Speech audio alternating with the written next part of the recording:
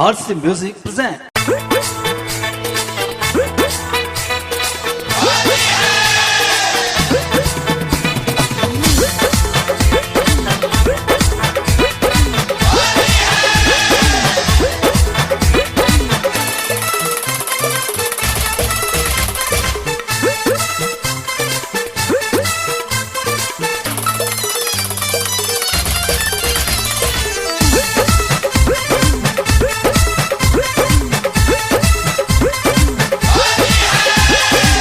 बड़े गरम में तोरे बाबू माई आइब ना घरे तोरा हो जाई कुटाई।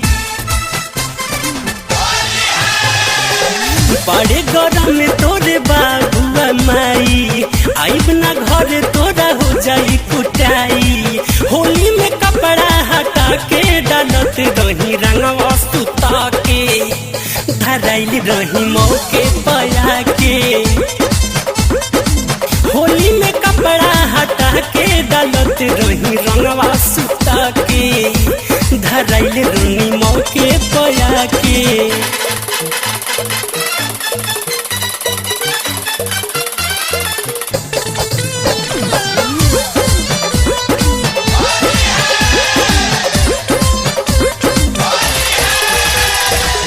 पिचकारी मोरे उछलत रहे करस दिया है न बाबू। चढ़ल जवानी तोरे देख के गोरी हो गई बेकाबू।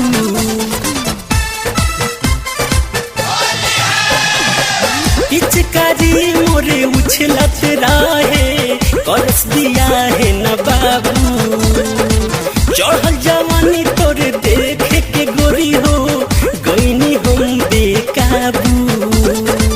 लभे के चक्कर चला के आइले रही छानी फना के धराइल रही मौके पया के।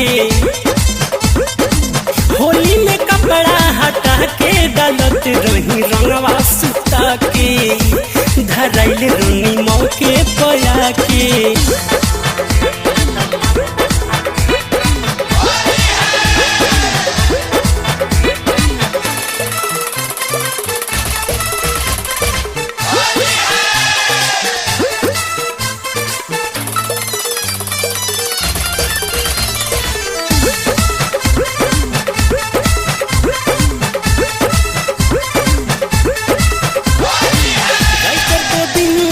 चक्कर में पड़ के बड़े पिटाई। होली के माजा पावे खातिर घर में रहल समाई।